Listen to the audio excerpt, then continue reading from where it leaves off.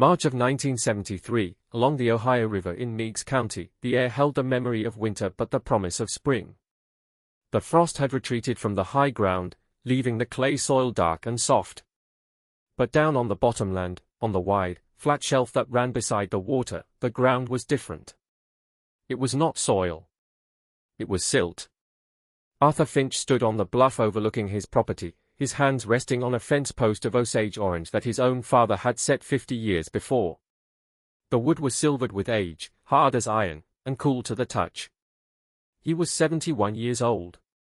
His face was a map of seasons, his eyes the pale blue of a winter sky, and he looked out over the land not with the proprietary gaze of an owner, but with the steady, diagnostic eye of a custodian. His farm consisted of 112 acres. 80 of them were productive, rolling pasture for his small herd of Hereford cattle and fertile fields where he grew corn and hay. The remaining 32 acres were the problem. They lay in a great, pale crescent along the river's edge, a sterile expanse of sand and fine sediment known to everyone in the county as the Finch Folly. From his vantage point, Arthur could see its full extent. It began just below the gentle slope of his main fields and stretched nearly half a mile downriver, a barren landscape where only the most tenacious willows and tough river grasses grew. It was higher than the surrounding bottomland by a good 4 feet, a plateau of loss. It was land that did not behave. It did not hold water properly. It did not nourish a crop. It was a dead zone, a monument to the river's power. The folly had not always been there. Arthur remembered a time before it. He remembered the feel of the rich, black loam under his bare feet as a boy.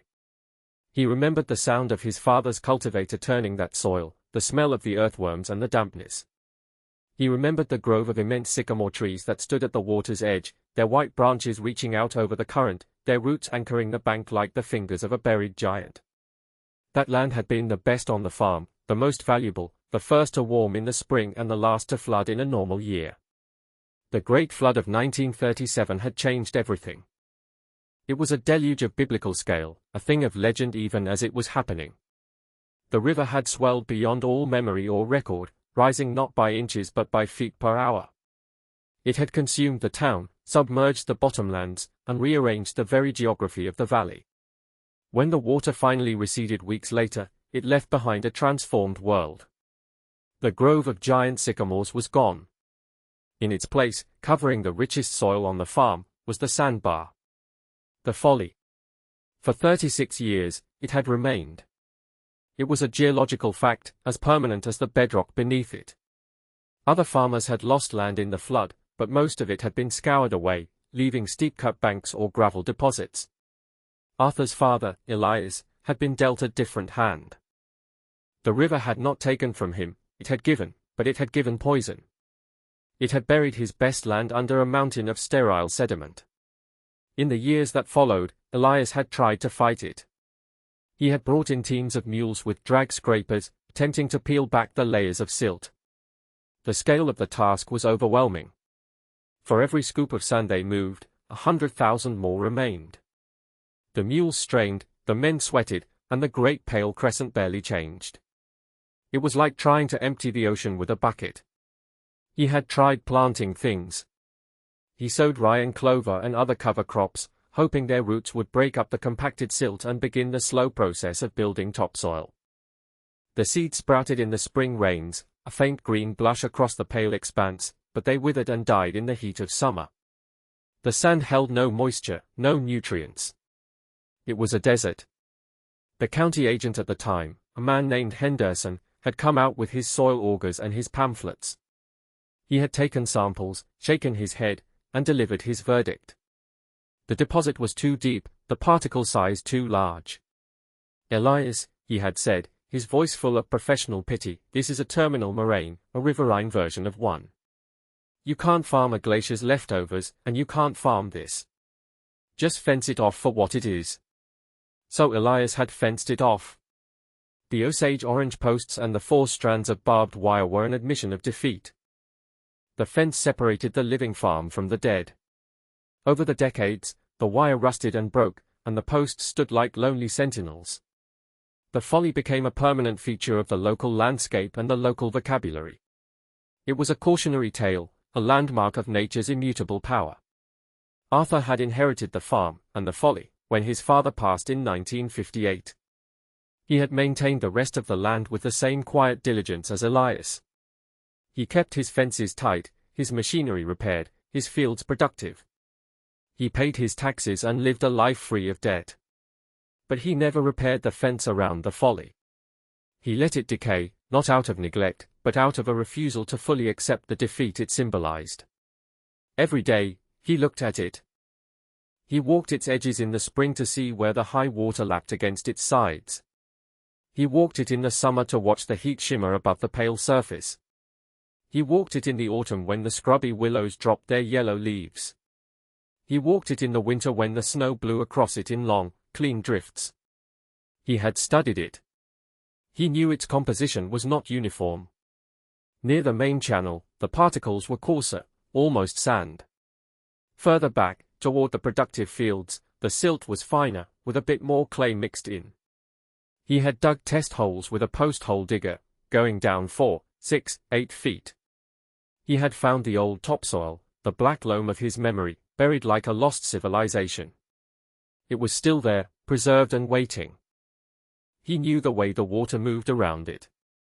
During the spring rise, the main current of the Ohio River deflected off the folly's upstream point, creating a long, slow eddy on its lee side. The water there was slack, depositing yet more fine silt each year, imperceptibly adding to the mass. The folly was not just a static object, it was a living thing, still growing, still feeding on the river. The men at the Meigs County Farmers Co-op talked about it from time to time, usually when some new farmer moved into the area and asked about the great, barren field on the Finch place. "That's the folly," Howard Gable, who ran the co-op, would say. "Been there since the '37 flood. Arthur's dad about broke his back and his heart trying to get rid of it." "Try to dredge it," the newcomer might ask. "Dredge it," another voice, maybe Old Man Hemlock, would chuckle. "Son, you're talking about moving a mountain. The Army Corps of Engineers wouldn't touch it. Said it would cost a fortune and it would probably just come right back." This was true. In the early 1960s, a team from the Corps had been surveying the river for a new series of locks and dams. Their boat had tied up at Arthur's Landing, and a young engineer, full of confidence and armed with blueprints, had come up to the house. Arthur had offered him coffee. The engineer had been more interested in the folly. He had walked it, taken some measurements with a transit, and consulted his charts. "It's a significant depositional feature," the engineer had explained, as if Arthur were unfamiliar with it. "Stable. The main navigation channel is deep and secure on the far side. From our perspective, this feature is actually beneficial. It armors this bank against erosion. It's burying 32 acres of good bottomland," Arthur had said quietly. The engineer had given him a sympathetic smile. "I understand. But to remove it would require a major dredging operation. You're looking at tens of thousands of cubic yards of material. The cost would be astronomical. And frankly, there's no guarantee the river wouldn't just deposit it all back in the next big flood. It's what we call a stable equilibrium point." The conversation had ended there. The engineer went back to his boat, and the Corps went on to build their dams, raising the river's permanent pool level by several feet and further securing the folly's existence. The official verdict echoed the local wisdom: the land was gone for good. It was a part of the river now, not a part of the farm. But Arthur held a piece of knowledge that the co-op gossips and the government engineers did not. It was a knowledge born not of charts or transits, but of intimate, generational observation. It was contained in a small, leather-bound notebook that he kept in the drawer of his bedside table. It was his father's journal. Elias Finch had not been a man of many words, but he had been a man of precise observation. For 40 years, he had recorded the life of the river. He noted the dates the ice broke up in the spring. He measured the height of the floods against a mark carved into the stone foundation of the barn.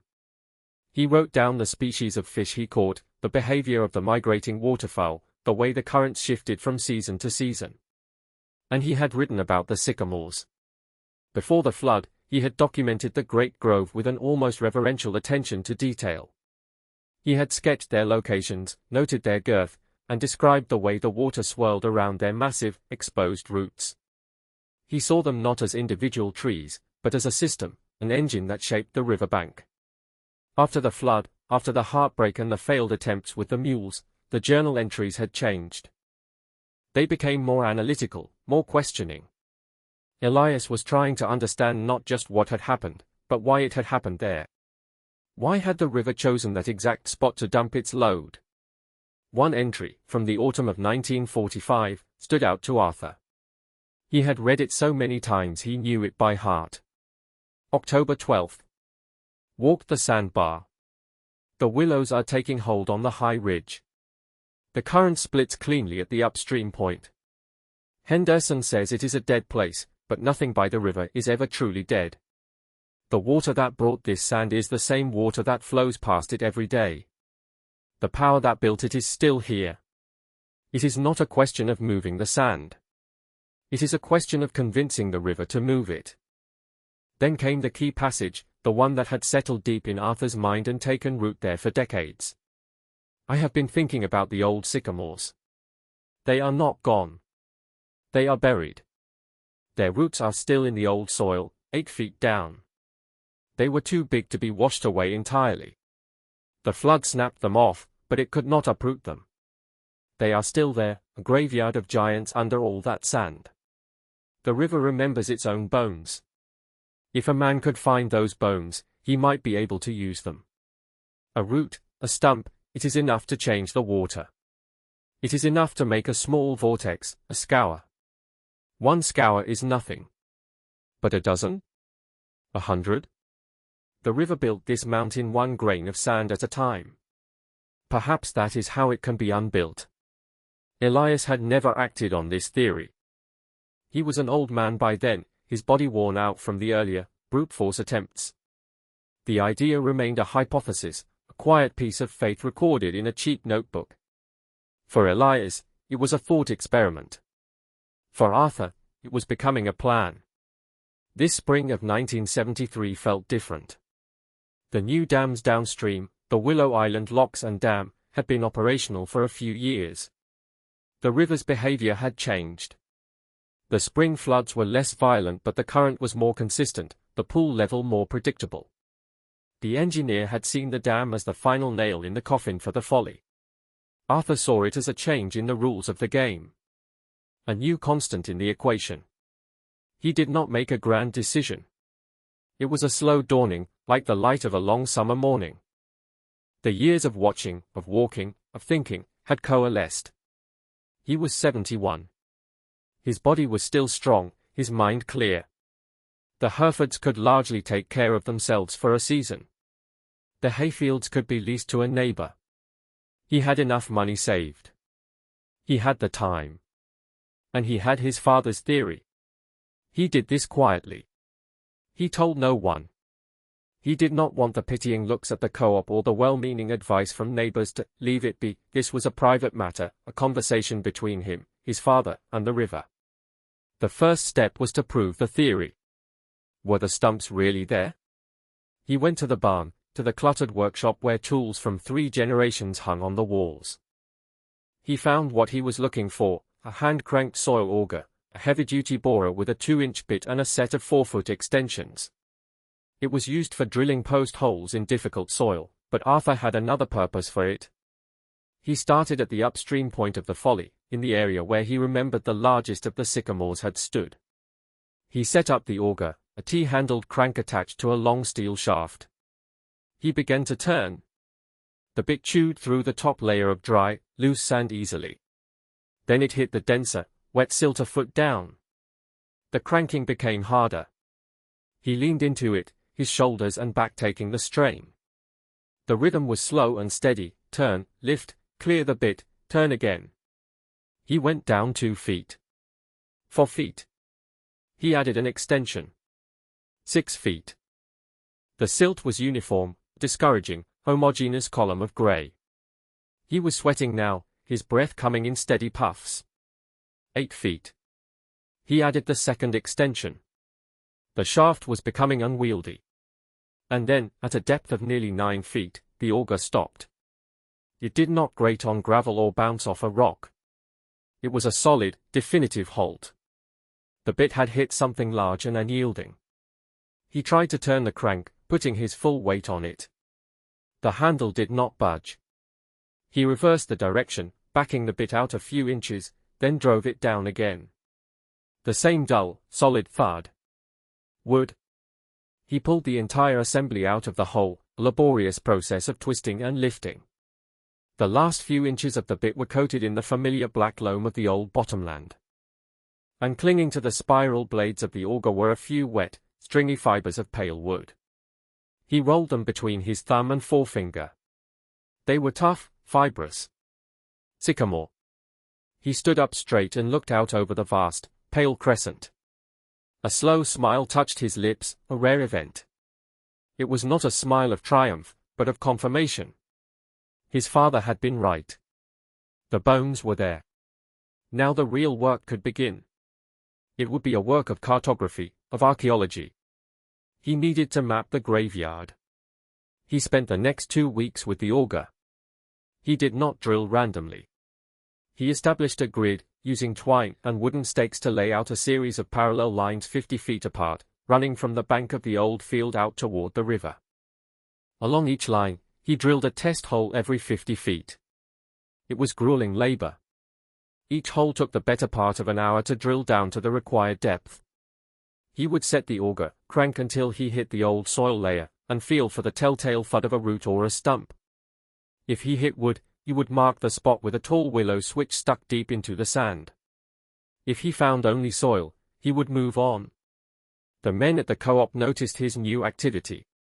His pickup truck was often parked by the folly, and he could be seen from the county road, a lone figure on the sandbar, methodically working a strange-looking tool.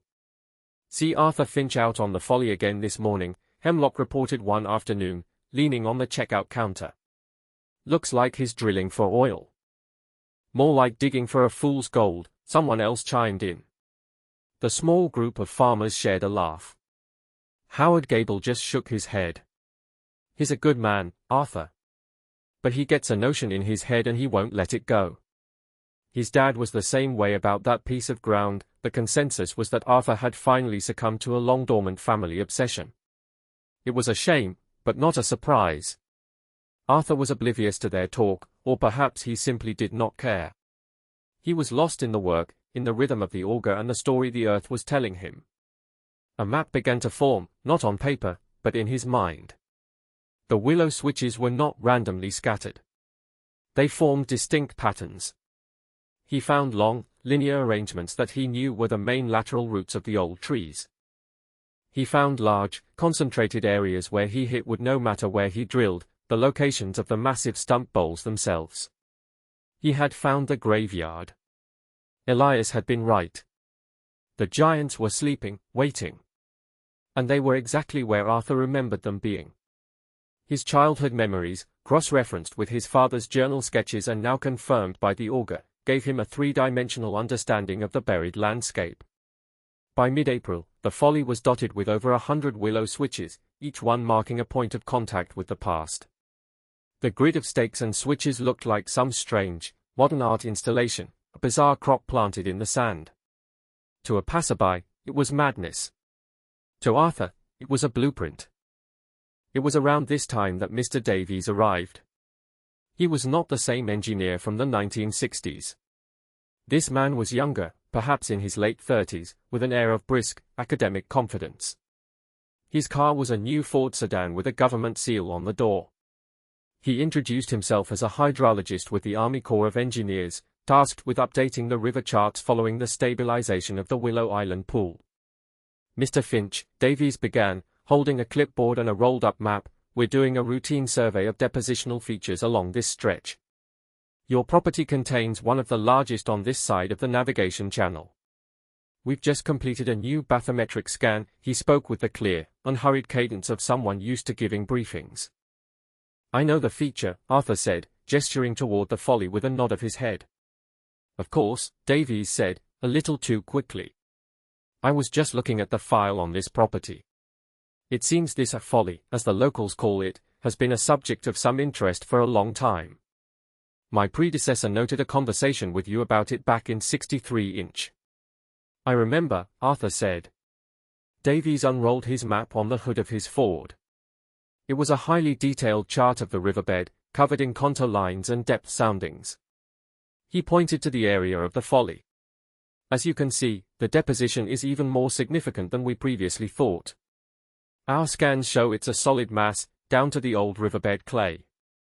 The core is stable. The current is routed cleanly around it.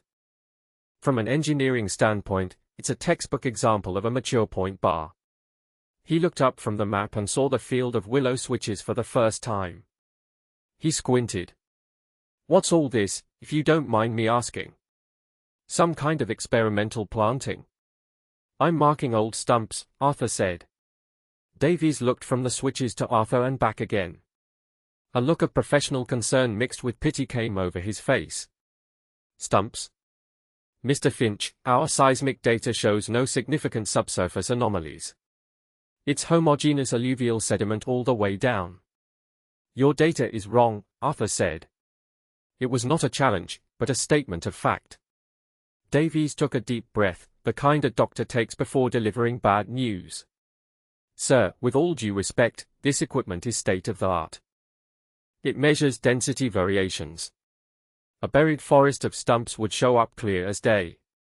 There's nothing there but sand and silt.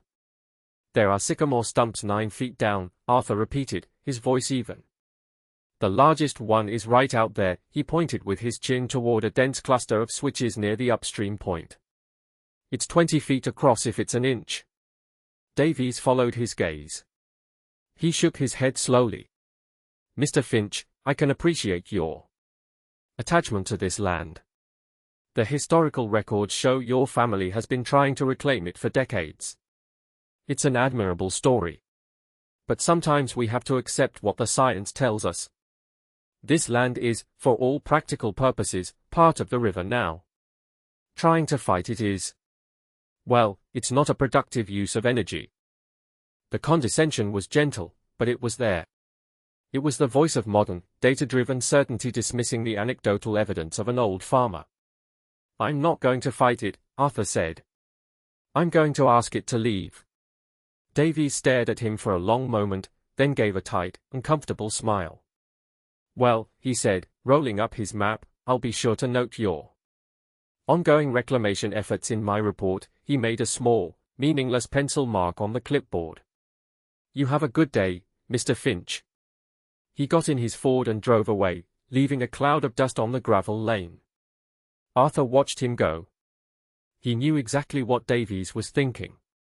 He had seen that look before. It was the look you gave a man who was talking to ghosts. The encounter with Davies did not deter Arthur. It sharpened his resolve. The world of charts and seismic data had its truth. He had his. The river would be the judge. He now had his map. The next phase required more than just his own labor. In late May, he drove into town and made a phone call from the payphone outside the co-op. He called his sister in Cleveland. Her youngest son, Leo, had just graduated high school with no particular plans for the summer. A week later, Leo arrived on a Greyhound bus. He was 18, thin and quiet, with his grandfather's observant eyes. He was not a farm boy, but he was not afraid of work. He greeted Arthur with a respectful handshake and put his single canvas duffel bag in the spare bedroom. Your aunt said you were looking for some help, Leo said over dinner that night. I am, Arthur said. It's heavy work. And it's strange work. The next morning, Arthur took him out to the folly and explained. He did not talk about his father's theory or the poetry of the river remembering its bones. He spoke in practical terms. There are big sycamore stumps buried under here, he said, gesturing to the field of willow switches. They are 9 feet down. The river current flows over the top. My plan is to use those stumps as anchors. We're going to build small structures, just a few inches high, on the sand above them. The idea is to trip the current, just a little. To make it swirl. A swirl digs a hole. Enough swirls, and the river might start digging a channel for itself. Leo listened, his gaze moving from his great-uncle to the barren landscape. He looked at the hundreds of switches. He looked at the immense, slow-moving river. The scale of the ambition was staggering. It seemed impossible. But he looked at Arthur's face, at the calm certainty in his eyes, and he just nodded. "Okay," he said. "What do we do first?" For the rest of the summer, from the heat of June until the cool days of late September, they worked. Their primary tool was an old tractor, a 1953 Farmall Cub. It was a tiny machine, barely larger than a modern riding mower, with a one-bottom plow and a small scraper blade. It was too light to damage the compacted sand, but just powerful enough for their needs. Their first task was to build a series of small groins, or wing dams. Arthur had identified 24 key locations from his auger map, focusing on the upstream third of the folly where the current was strongest. These were not the massive rock structures the Corps of Engineers built. They were subtle, almost invisible. For each groin, they started by finding the exact center of the buried stump with the auger. Then, they drove steel fence posts down into the sand, 6 of them for each location, arranged in a shallow V shape with the point facing upstream. They couldn't drive the posts down to the stump itself, but they drove them 6 feet deep, anchoring them firmly in the dense, wet silt. The real work was weaving the structures. They harvested long, flexible willow saplings from the riverbank. Starting at the bottom, they wove the saplings between the posts, creating a low, tight basket-like wall. The V-shape was crucial. The 2 arms of the V were each about 10 feet long, and the entire structure rose no more than 18 inches above the surface of the sandbar. To an observer, it looked like they were building a series of small, nonsensical fences in the middle of a wasteland. Davies, the Corps engineer, drove by on the county road a few times that summer. He would slow his car, shake his head, and drive on. The story at the co-op evolved. Arthur Finch wasn't just drilling for ghosts anymore, he was building fences for them. Leo never questioned the work. He learned to drive the Cub, to use the scraper blade to move small amounts of sand, to harvest the best willows. He learned the quiet rhythm of the work, the satisfaction of finishing one small structure and moving on to the next. He and Arthur rarely spoke more than a few dozen words a day. The instructions were simple, the purpose understood. Bring the Cub around, we need more saplings from the South Grove, let's set the next post here. By the end of July, the 24 V-shaped groins were complete. They were small, lonely-looking things on the vast expanse of the folly. The river, at its low summer level, flowed a good 20 feet away from the nearest of them. They seemed utterly disconnected from the water they were meant to influence. Phase 2 began in August. Arthur directed Leo to a pile of field stones at the edge of one of the upper pastures. They were rocks that Arthur and his father had pulled from the cornfields over the years, a multi-generational collection of glacial till. They were mostly granite and sandstone, ranging in size from a fist to a basketball. Using the Farmall Cub's small front-end loader, a rickety attachment Arthur had bolted on himself, they began to move the rocks. It was slow, painstaking work. The Cub could only carry a few £100 at a time. They made dozens of trips, rattling down the farm lane and out onto the hard-packed sand of the folly. They did not build walls. Instead, Arthur had Leo place the rocks in carefully chosen spots. At the point of each V-shaped groin, they placed a small pile of the largest stones. Then, downstream from the groin, Arthur used his map of the buried roots to direct the placement of individual rocks. See this line of switches, he would say to Leo, pointing to a 50-foot arc of willow markers. That's a main route. The water will want to scour along the top of that. We're going to help it decide. He had Leo place single, medium-sized rocks at precise intervals, creating a subtle, dotted line on the surface of the sand. To anyone else, it would look like a random scattering of stones. To Arthur, it was a carefully plotted set of instructions for the river. Each rock was a punctuation mark in a long sentence he was writing on the landscape. They worked through the oppressive heat of August and into the milder days of September. The sun beat down on the pale sand, the reflection almost blinding. The little Farmall Cub chugged away, its engine a constant, low thrum in the quiet air. They wore straw hats and drank from a shared water jug, taking their lunch in the thin shade of the willows at the folly's edge. During this time, Leo began to understand. He started to see the folly not as a flat, dead thing, but as a surface with potential. He could feel the slight variations in elevation as he drove the tractor. He began to anticipate where Arthur would want the next rock placed. He was learning to read the invisible map. One afternoon, resting by the water jug, Leo finally asked a question that went beyond the immediate task. "Uncle Arthur," he said, "how did you know the stumps were here?" Arthur wiped his brow with the back of his hand. He looked out at the river. "My father knew," he said.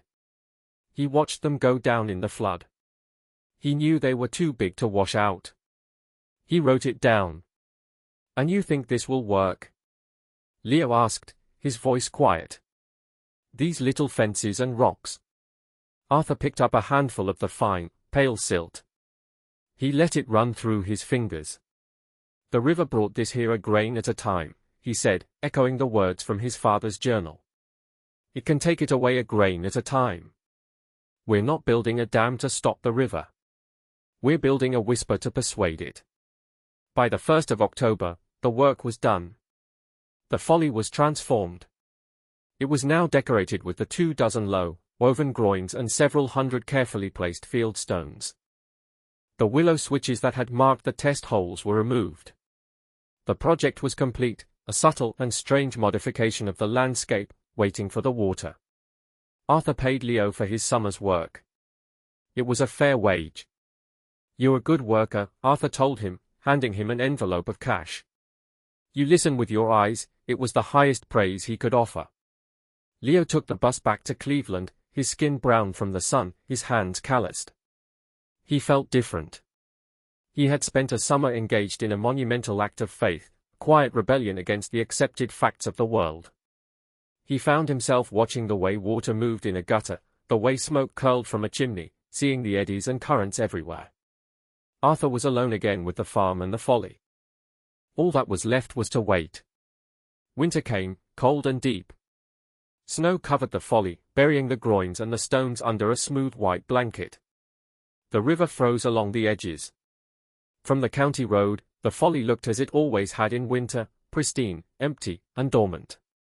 In late February, the thaw began. The snow melted, running in rivulets across the sand, pooling in low spots before sinking away. The river ice broke up with a series of loud cracks and groans, the great flows moving slowly downstream. The water level began to rise. This was the moment of truth. For 36 years, the spring rise had been a non-event on the folly. The water would come up, the current would slide past, and a thin layer of new silt would be deposited in the slack water. Arthur watched from the bluff every day. He did not go down to the folly. There was nothing more to be done. The work was in the river's hands now. He watched with a calm that looked like detachment, but it was the focused stillness of a scientist watching a critical experiment. By the second week of March, the river was up 5 feet, swollen with meltwater from upriver in Pennsylvania and West Virginia. The water was brown and heavy with sediment, a powerful, churning force. It crept over the lower edge of the folly and began to submerge Arthur's work. The first signs of success were subtle, almost imperceptible. Arthur, watching through an old pair of naval binoculars, saw something new. Where the current met the upstream point of the folly, where his first and most important groins were now completely submerged, the water was no longer splitting cleanly. There was a disturbance on the surface. A faint turbulence. A boil. It was a vortex. The small, V-shaped structure, anchored to the unseen mass of the buried sycamore, was tripping the current at its base. The water, forced to deflect, was spinning. And spinning water digs. He moved his binoculars downstream, following the line of the current over the folly. He saw it again and again. At each of the 24 locations where they had built a groin, the smooth surface of the floodwater was broken by a similar disturbance. Some were stronger than others, but they were all there, small, persistent whirlpools churning the brown water. Even the scattered field stones were having an effect. Downstream of them, he could see tiny ripples and eddies, miniature versions of the larger vortices. His whispers were being heard. For a week, The river stayed high. The entire folly was submerged under 2 to 3 feet of moving water. From the road, it looked like any other flood. But Arthur, from his bluff, could see the pattern of boils and eddies that stretched across the entire surface. The folly was no longer a passive barrier. It had become an active hydraulic engine. The river was fighting itself. Mr. Davies, the Corps engineer, happened to be in the area, checking gauges and monitoring the spring rise. He drove past the Finch place and stopped his car. He got out and stood on the shoulder of the road, looking out at the flooded expanse. He, too, had a pair of binoculars.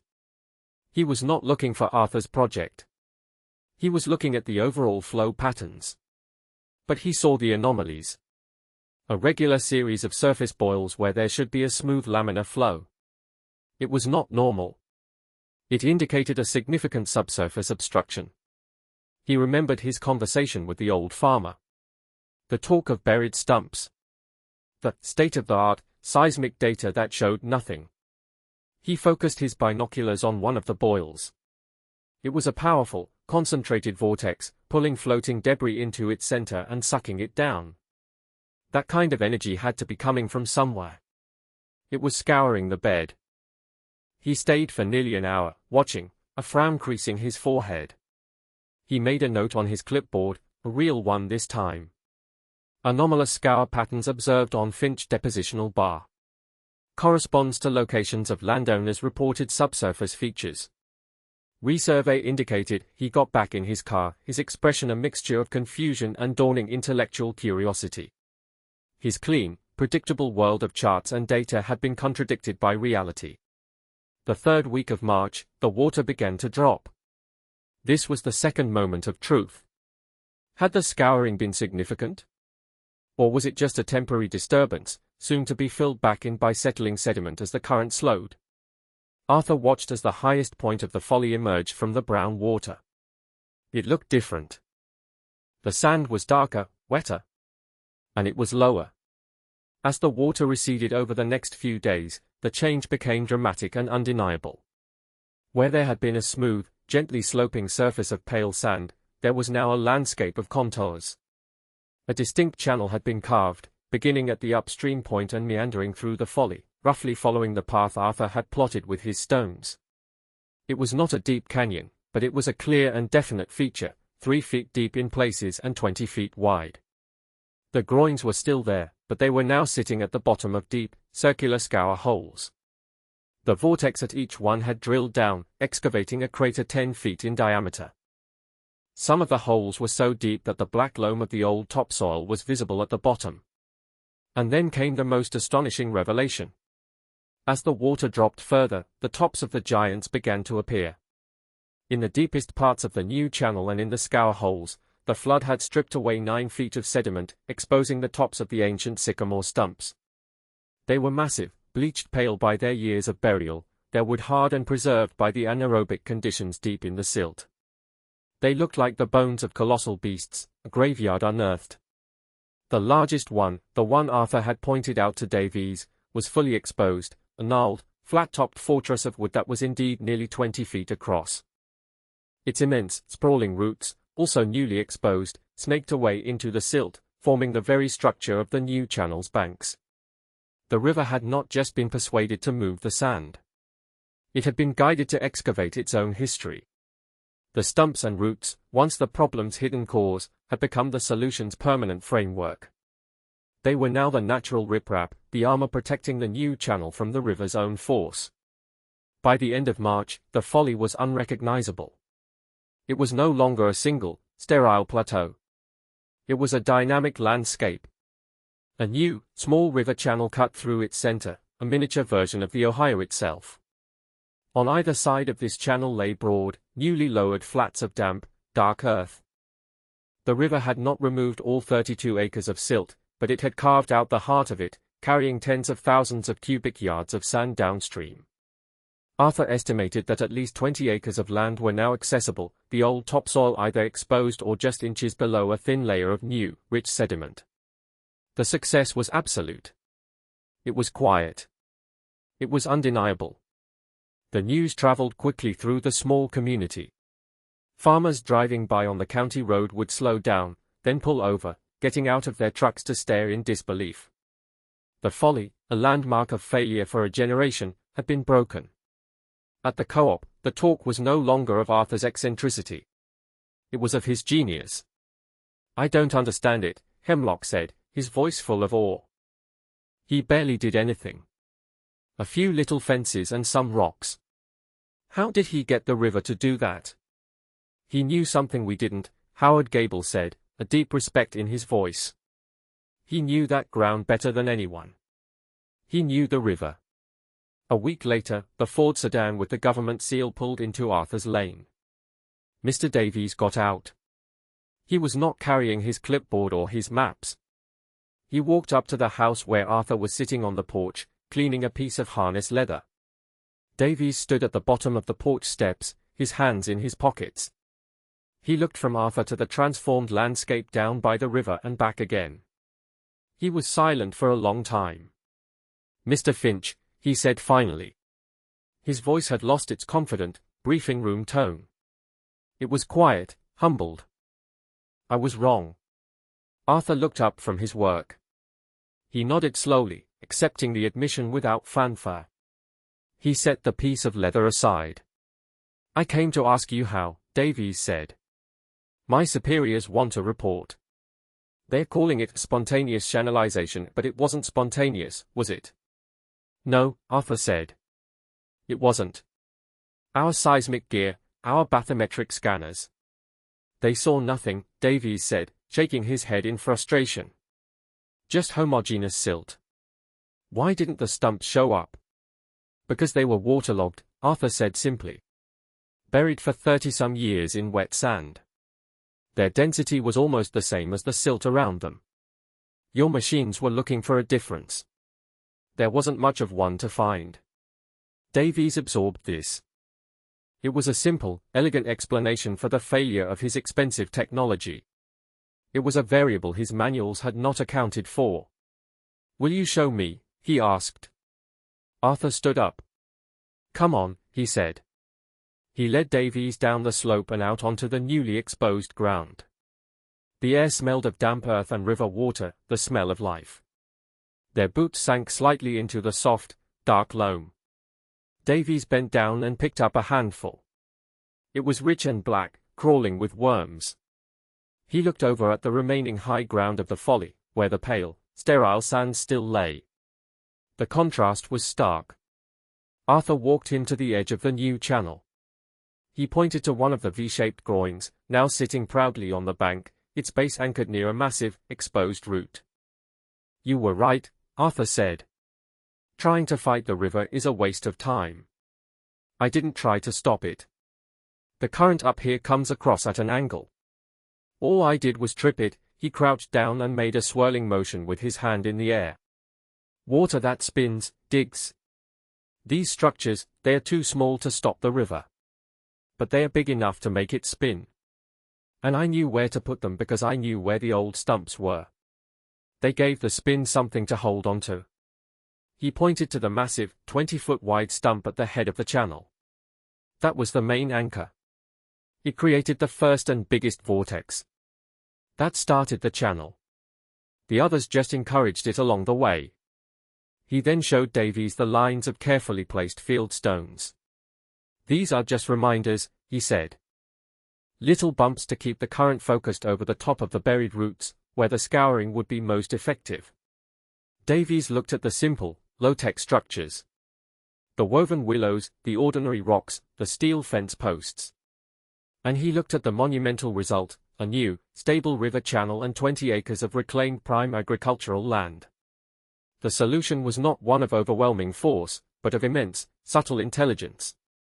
It was a form of hydraulic jujitsu, using the river's own strength against its own deposits. "My father had the idea," Arthur said, looking out at the water. "He figured the river wouldn't have dropped so much sand in one place unless something held it. The flood knocked the trees down, and their branches acted like a net, slowing the water just enough for the silt to fall out.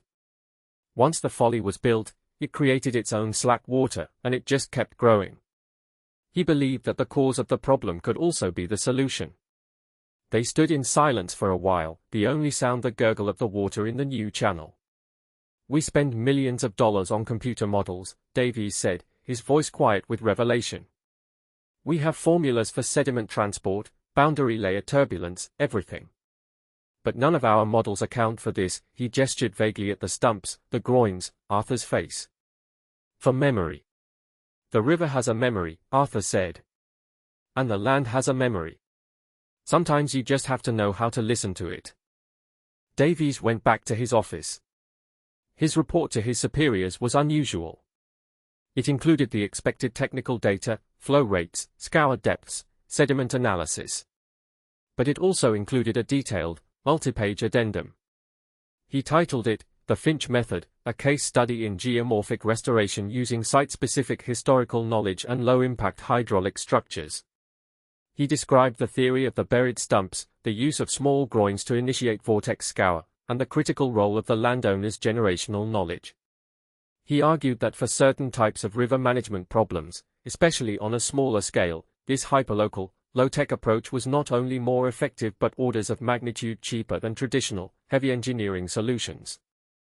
He recommended that the Corps create a new protocol for surveying, one that included interviews with long-term residents and the study of historical, non-official records. He was proposing that the institutional knowledge of the Corps should make room for the institutional knowledge of a family. His report was met with skepticism by some, but the evidence was undeniable. The Finch folly was gone. A young, ambitious manager in the planning division saw the potential and approved a small, pilot program to test the Finch method on 2 other, smaller depositional sites downriver. The official world was beginning to learn the lesson. Back on the farm, life settled into a new normal. That spring, Arthur did not lease his hayfields. He bought a new, larger plow for his old John Deere tractor. He drove it down the lane, across the firming ground of the reclaimed land, and he broke the soil. The plowshares slid easily through the black loam, turning over a rich, dark furrow for the first time in 36 years. The smell was exactly as he remembered it from his boyhood. He planted corn. The seeds sprouted in the fertile, moist earth and grew with a vigor he had not seen on his upland fields. The stalks were thick, the leaves a deep, healthy green. By July, the corn stood over 8 feet tall, a dense, thriving jungle on land that had been a sterile desert just a year before. The folly was no more. It was now simply the bottom. Leo came back to visit that summer. He stood with Arthur on the bluff, looking down at the sea of green corn where they had labored in the sand and heat. The new channel gurgled beside the field, a permanent, living part of the landscape. The exposed sycamore stumps stood like ancient, wise guardians along its banks. "You did it," Leo said, his voice filled with a quiet awe. "We did it," Arthur corrected him. "And the river did it." He took Leo down to the channel's edge. "It's not over," Arthur said. "A thing like this needs to be tended. After the spring flood each year, you have to walk it. Check the groins. See if any of the rocks have been moved. The river will try to change things. You just have to be here to remind it what it's supposed to be doing." He was not just giving instructions. He was passing it on. He was ensuring the knowledge would not die with him. Leo nodded, his eyes fixed on the way the current curled around a particular route. He understood. He was no longer just a boy from the city, he was the next link in the chain of custodians. Arthur kept his father's journal, but he added a new section to it. On the blank pages at the back, in a careful, steady hand, he documented the work he and Leo had done. He drew maps of the groin placements. He recorded the dates of the flood and the rate at which the water had receded. He measured the final depth of the channel and the acreage of the reclaimed land. He quantified the success, not with the triumphant language of a victor, but with the precise, factual language of his father. He was closing the loop, answering the question Elias had posed in 1945. The old farm cub, its work done, sat in the barn. Its tires were caked with the pale sand of the folly and the dark loam of the new field, a testament to the transformation it had helped bring about. It had been the perfect tool, small enough not to impose its will, but persistent enough to carry out the quiet plan. Years passed. The corn on the bottomland produced yields that were the envy of the county. The channel became a recognized feature on the river, a place where the fishing was particularly good. The story of the Finch Folly and how Arthur Finch had convinced it to leave became a piece of local folklore, a story told at the co-op to new generations of farmers. It was a parable about patience, wisdom, and the folly of arrogance, whether it came from a neighbor or a government engineer. Arthur grew older, his steps slower, but every spring he would walk the channel, sometimes with Leo, who eventually came to live and work on the farm. They would check the woven willows and the placement of the stones, making small adjustments, tending the solution. The work was never truly finished, because the river was never finished. One evening, Arthur stood on the bluff, looking down at the land. The sun was setting, casting a golden light on the deep green of the corn and the silver surface of the water. The farm was whole again. The scar had been healed, not by erasing it, but by turning it into a functional part of the whole. The graveyard of giants had been resurrected, not as trees, but as the living architecture of a redeemed landscape. The 36-year conversation with the river had reached its conclusion. His father's faith had been justified. The land remembered. And now, it would not forget. Some things don't become obsolete. They just wait for people to remember why they were built.